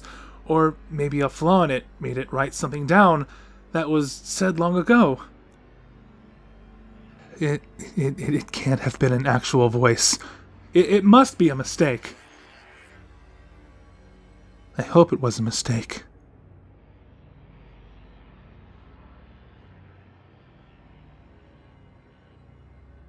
I've locked the door. I've used every magical containment spell I know of. There's nothing short of Celestia herself that would be able to break down the door. I heard something earlier. Steps on wood. Something was upstairs. I don't know if whoever it was is gone now, but I'm whispering just to be sure. I've been on edge ever since I saw those words I didn't say write themselves on the paper. I'm paranoid, that I will admit, but I'm just too afraid right now. I'm too afraid to open the door and see whatever it is that's upstairs. What if they're hostile? They might attack me. Oh, I hope they don't know I'm here. I was walking around town and I've made a lot of noise late.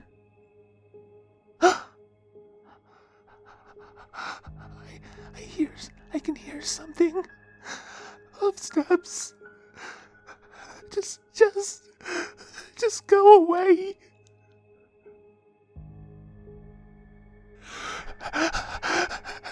Help me. It's trying to break down the door. It keeps banging, scratching it. It knows that I'm down here. The spells are keeping it out, but I don't know how long for. Please,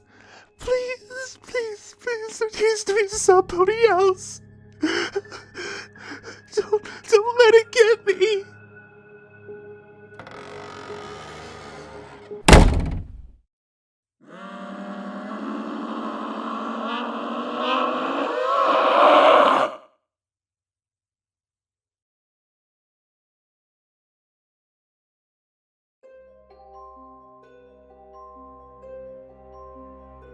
The air was warm, the sun was shining, and every pony in Ponyville was having a glorious day. The town square was bustling and crowded, and busy ponies filled the streets. All the pony folk seemed to have somewhere specific to be. All except Rainbow Dash. Her place was in the sky. She tore freely through the air, speeding one way and the next, buzzing the treetops and racing the wind. The blue Pegasus swooped all over the schoolyard, much to the delight of the children, then climbed several hundred feet and dove, streaking downward as fast as she could. Seconds before hitting the ground, her wings flew open, and she pulled back up into the clear blue. Rainbow felt alive. Suddenly, Dash remembered that she had somewhere to be. She was supposed to meet with Pinkie Pie in 5 minutes. Dash had gotten so caught up in her exercises that she'd nearly forgotten that Pinkie had asked her to meet her at Sugar Cube Corner at 3. Pinkie hadn't said why or what they'd be doing, but Dash knew that with Pinkie, it could be anything. Dash wasn't sure if she really wanted to go, though. She was so engaged with her stunts that she thought about blowing Pinky off to continue flying, but Dash's conscience got the better of her.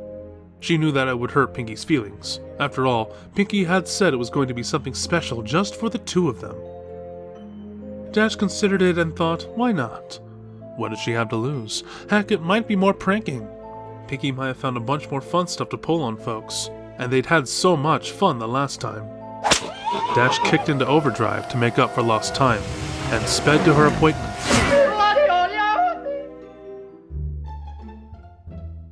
When Dash walked into the store, she was immediately greeted by her host, who was bouncing in excitement. "Yay, you're here! I've been waiting all day," said the jumping pony. "Sorry if I'm a little late, Pinky. I was doing my afternoon exercises and lost track of time," Dash apologized. Pinky giggled and responded in a gleefully reassuring tone. "Oh, that's okay. You're here now. What's a few more minutes? I've been so excited thinking about all the fun stuff we're going to do. I haven't stopped bouncing since I woke up. I mean, I almost forgot to breathe. I've been so happy." Dash gave a slightly uncomfortable laugh. She had always appreciated Pinkie Pie's friendly, outgoing way of life, but Pinky's overabundant enthusiasm almost creeped her out.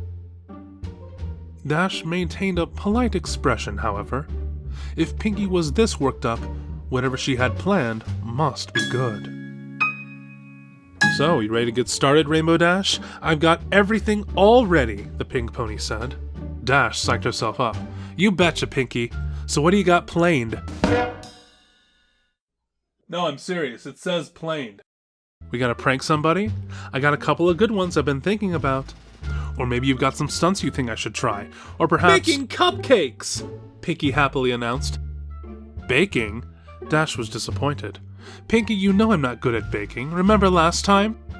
"Oh, that's not a problem at all. I only need your help making them. I'll be doing most of the work," Pinky explained. Dash thought about it for a second. "Well, alright, I guess that's okay. What exactly do you need me to do?" "That's the spirit.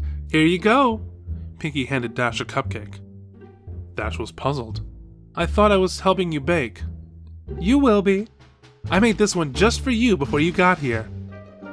"So is this like a taste testing or something?" "Sorta," Pinky said. Dash shrugged and popped the pastry in her mouth. She chewed a bit and swallowed. "Not bad." "Okay, now what?" Dash asked. "Now," Pinky informed her, "you take a nap." Puzzled, Dash opened her mouth, but felt instantly lightheaded. A wave of dizziness washed over her. The world spun, and a second later she collapsed on the floor.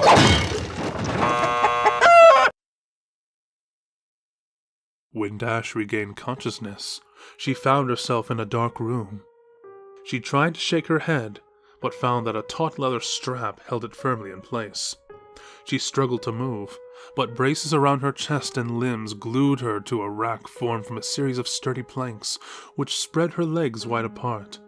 Dash's wings were the only part of her not tied down, and they fluttered frantically when she struggled to escape. As she writhed, Pinky jumped suddenly into her line of sight.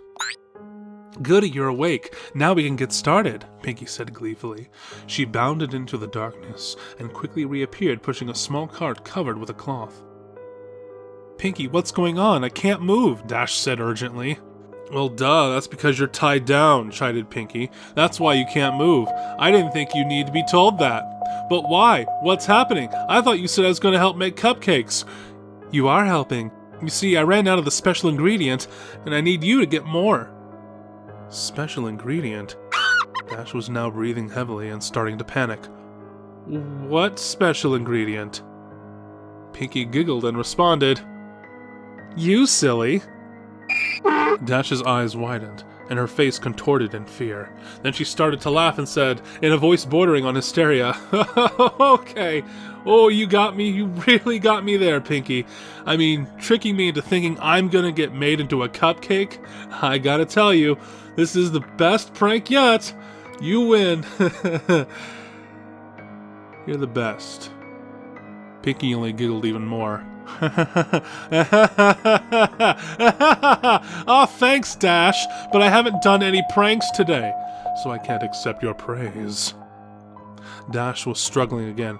Pinky, come on. This isn't funny. Then why were you laughing? Before Dash could answer, Pinky grabbed the cloth and whipped it off the cart. On the cart was a tray containing various sharp medical tools and knives, carefully organized and wickedly sharp, as well as a large medical bag. Dash was now in full panic mode. She was starting to hyperventilate. Her mind raced as she tried to reason with the pink pony. You can't do this, Pinky. I'm your friend. I know you are, and that's why I'm so happy that I've got you here. We get to share your last moments together, just you and me. Pinky was skipping again. But the other ponies will wonder where I am. When the clouds pile up, they'll come looking for me, and then you'll get found out, Dash cried in desperation. Oh, Dash, said Pinky, don't worry. There are plenty of Pegasus ponies to take care of a few clouds. And besides, no one will find out. I mean, how long do you think I've been doing this? And with that ominous statement, the lights suddenly came to life and revealed the rest of the room. Oh no! Dash reeled in horror at the image presented to her. The room was decorated with a typical but twisted Pinkie Pie flair. Colorful streamers of dried entrails fluttered around on the ceiling. Brightly painted skulls of all sizes were attached to the walls, and organs done up in pastels filled with helium were tied to the backs of chairs. Blah, blah, blah, blah, blah. Yada, yada, yada. I am skipping this paragraph. We know the score, right? I can skip that? Alright, cool. Dash's attention was brought back by a party horn unfurling and tickling her nose. She gaped at Pinkie Pie, who was standing right in front of her. The party pony was wearing a dress quilted from dry skin, emblazoned with cutie marks. On her back fluttered 6 Pegasus wings, all of different colors. As the Earth Pony skipped in excitement, her necklace of severed unicorn horns clacked together loudly. Like it? Pinkie asked. I made it myself. Desperately, Dash pleaded with the smiling pony before her. Pinkie, please, I'm sorry if I did anything to you. I didn't mean it. Please let me go. I promise I won't tell anybody. Oh, Dash, you didn't do anything. It's just that your number came up, and, well, I don't make the rules. We can't turn back now. Dash was tearing up. How could this be happening? Oh, don't be sad, Dash, said Pinkie. Look, this'll cheer you up. I brought you a friend. Seemingly out of nowhere, Pinkie produced a brightly painted blue and yellow skull. It was about pony-sized, but it had a very defining feature. A beak. Dash gaped in shock. Is that? Hey, Dash, let's hang together. These ponies are lame-os. Dweebs, dweebs, dweebs, Pinkie mimicked. I caught her right before she left town. Remember when I left the party for about 20 minutes? That wasn't enough time for me to play with her, of course. I had to wait till after the party to do that. But boy, am I glad I did. It was worth it for the flavor alone. Griffins taste like 2 animals at once. It's amazing. I know she didn't have a number like everyone else in Ponyville, but when was I going to get another chance to try Griffin? Probably should have asked where she came from so I could have gotten more, but I forgot. I'll tell you what though, she was quite the fighter. She lasted a long time, which is a lot more fun for me. I got the chance to play with somebody other than a pony and try new things. It's too bad she had such a meanie mouth. She said so much bad stuff I just had to take her tongue out. You know, bad language makes for bad feelings, Rainbow Dash. Dash didn't have anything to say. She just sobbed and writhed in her tight bonds. Well, said Pinkie with an air of finality, that's enough reminiscing. It's time to begin. Putting down Gilda's skull, the pink pony gripped a scalpel in the cleft of her hoof and walked over to Dash's right flank. Without any flair, Pinkie placed the blade an inch above Dash's cutie mark and began a circular cut around it. Dash shouted in pain and tried desperately to pull away, but the braces held her still. Finishing the incision, Pinkie grabbed a curved skinning knife from the tray. Screwing up her face in concentration, she worked it under Dash's skin and sliced the hide away from the muscle. Dash ground her teeth as she tearfully watched her flesh peel off. Pinkie then moved to the other side and repeated the process on Dash's left flank. Once she had finished, Pinkie held up both cutie marks in front of her friend and started waving them like pom-poms. Dash just whimpered. Her thighs burned like nothing she had felt before. Placing the ragged patches of skin down, Pinky selected a large butcher knife and walked behind the blue Pegasus. Hope you don't mind. I think I'm gonna wing it now.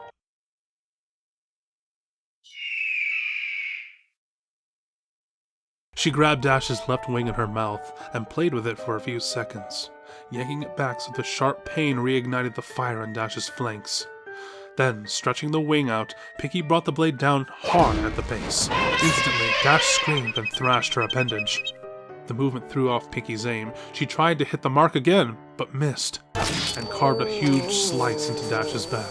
"Dash, you gotta stay still or I'll keep missing," scolded Pinky as her friend howled. Pinky took another whack and hit her target. She swung again and again. Blood sprayed into the air, but Pinky realized she wasn't getting anywhere. The blade just wasn't going through the bone. I guess I forgot to sharpen it. I'll try something else, stated Pinky matter-of-factly as she tossed the knife over her shoulder, embedding the blade into the table. Through the haze of pain and tears, Dash heard the sound of a metal box opening and closing. Got it! Say, Dash, why do they call it a hacksaw? It doesn't hack. Hacking is what I do with a knife. This is a saw. I don't get it. Pinky placed the tool over the mangled flesh of the last attempt. Standing on her hind legs, she worked the saw back and forth with her front hooves.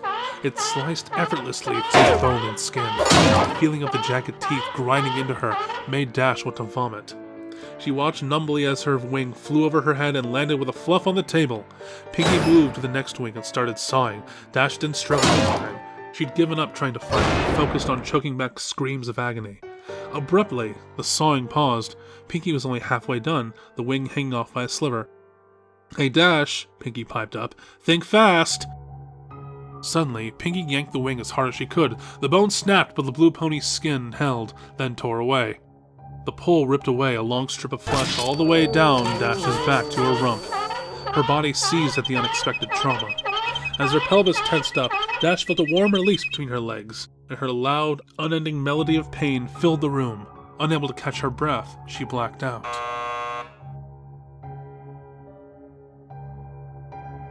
Dash awoke with a gasp. The stench of urine filled her mucus-caked nostrils.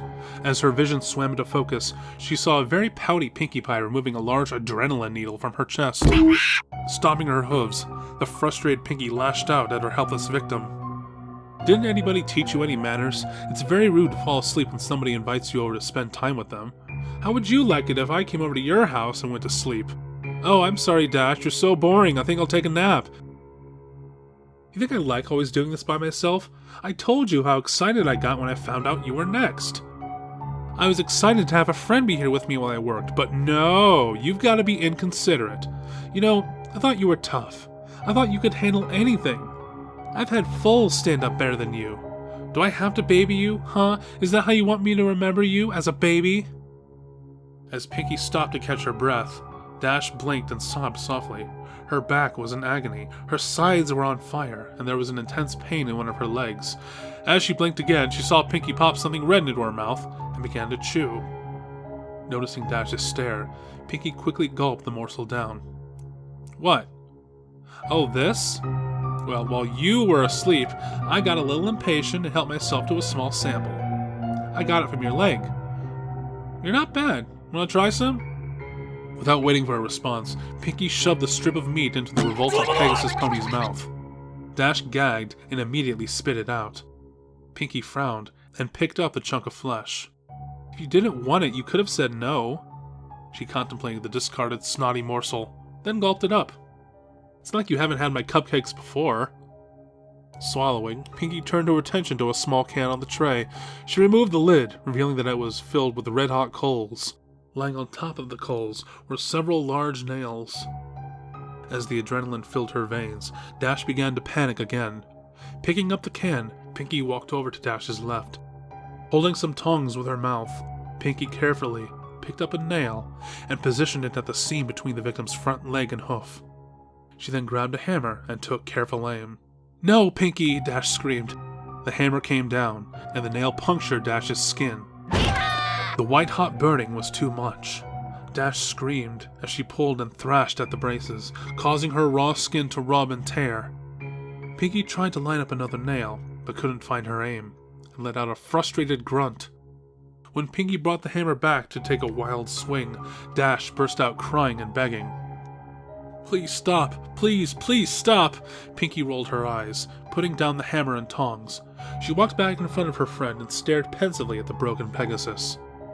Gilda didn't even cry this much when she had a living Paris sprite stuffed down her throat.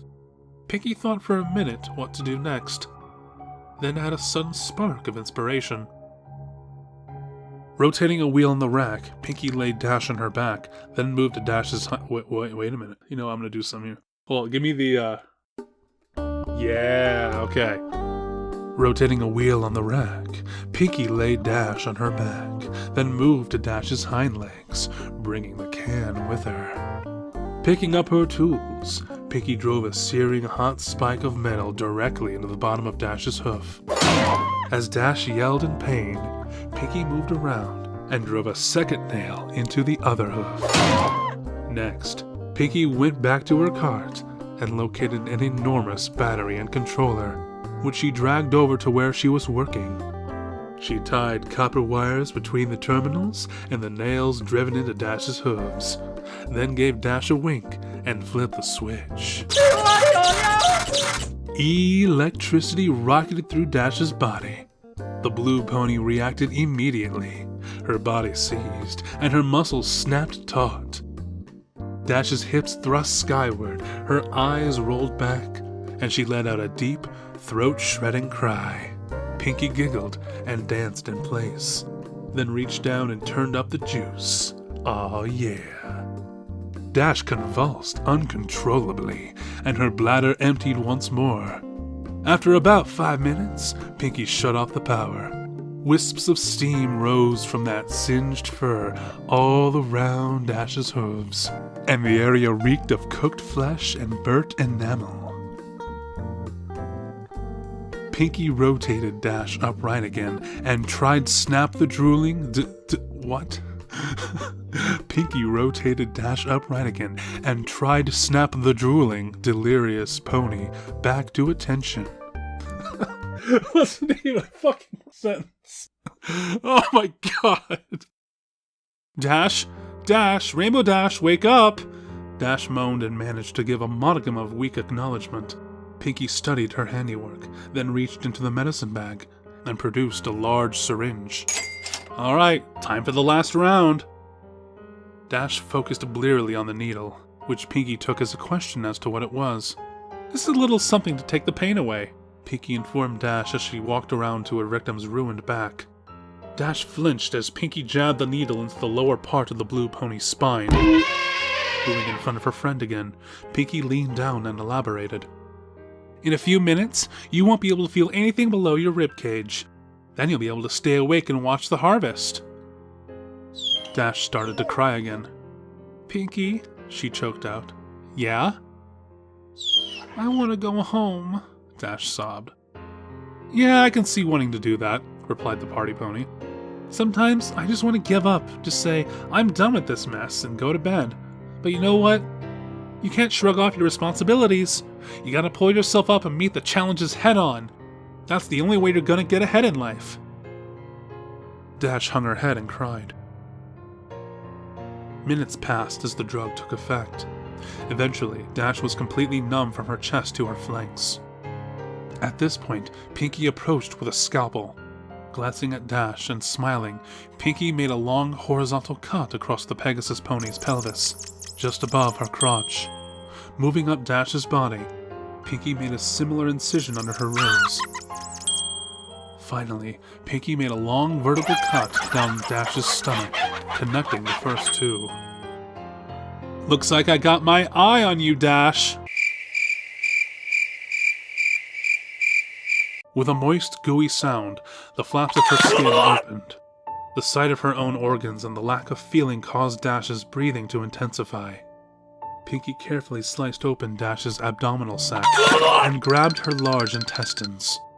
As she separated the organ from the rest of the digestive tract and pulled it out of the new cavity, Pinky grew jovial, laughing as she gutted her friend. Pinky began to make jokes.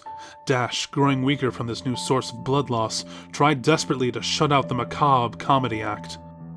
Look at me, I'm Rarity, Pinky laughed, slinging the intestinal tube around her neck and spraying blood in all directions. Isn't my new scarf so pretty? Reaching back inside, she sliced the smaller intestine off from the bowls.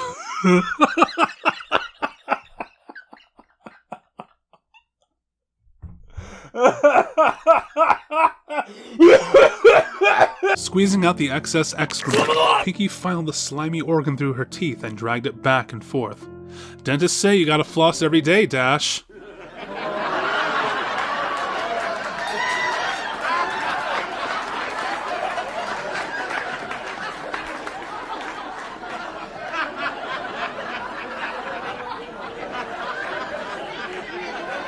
Dash was barely aware what was going on anymore. The shock was causing her to fade. Disappointed, Pinky dived back into the blue pony's guts, ramping up her routine. "Aw, don't go yet, Dash." Pinky started pulling out the rest of Dash's organs, pausing with each removal. "I know I can be a real pancreas, but you know I'm just kidney with you. You really gotta learn to liver it up.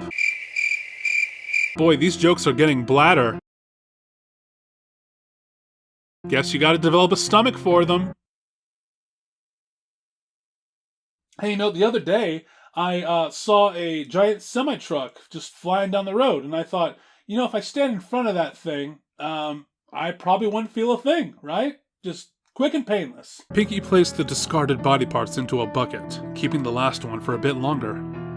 "Ooh, bagpipe," she said, placing the end of Dash's esophagus in her mouth and the stomach in her armpit. She squeezed, and a spurt of acid hit her tongue. "And then she takes 3d6 acid damage, am I right? Bitch!" "Ew! Oh, hey, look, there's your cupcake, Dash!" Dash didn't hear her tormentor. She had slipped from consciousness minutes ago. Pinky, not yet satisfied, hit Dash with another adrenaline shot. Dash woke up for the last time, her heart pounding. "Oh, don't spoil it! Come on!" Warm blood flowed out from the wound in her chest in great spurts. It wouldn't be long now. Pinky brought Dash around onto her back again and straddled the blue pony's chest, scalpel at the ready. "You know, Rainbow Dash, I'm disappointed. I thought you would have lasted longer. I really wanted to spend more time with you before we got here. But I guess it's my fault. I should have taken it a little slower with you. Oh well, it was really nice knowing you, Dash." The blade sunk into the blue throat and worked its way up to Dash's chin. Coming back down, Pinky's scalpel then circled Dash's neck. The last thing Rainbow Dash felt was her skin being cut away from her skull, and the metal of the blade scraping her teeth. Then she was gone.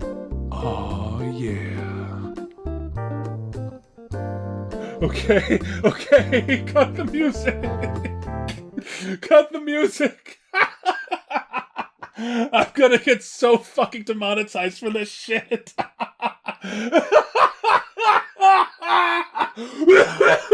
Pinkie Pie stared into the mirror. She had done a really good job, even keeping the eyelids. She winked, and Dash winked back. Pinkie smiled. But still, she was sad that her friend was now gone. Dash had only lasted 50 minutes, not nearly as long as Pinkie had wanted. She looked back at the cadaver hanging in the center of the room, the last of her friend's fluids draining into a pan. Yup, no more Rainbow Dash. As she looked, Pinkie cocked her head.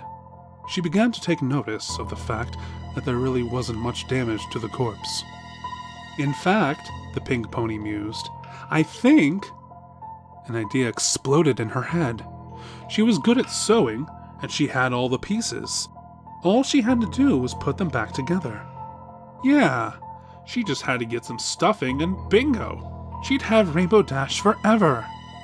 In fact, thought Pinkie, that's what she'd do for all of her best friends when their numbers came up. She was so excited, she skipped right over to the body with her Skinner to get started. The cupcakes could wait. Pinkie Pie had a friend to make.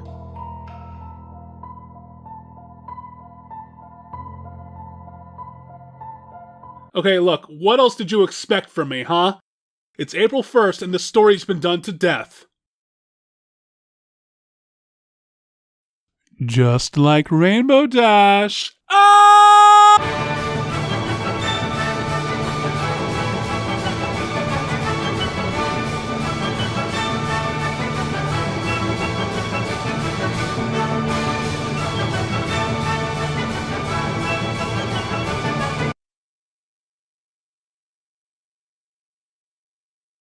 Alexa, how do you pronounce E-N-A-M-E? Pronounce that how? Shut I'm always working on how I say things and I might not have it right. No, like, shut up a second. Fuck off.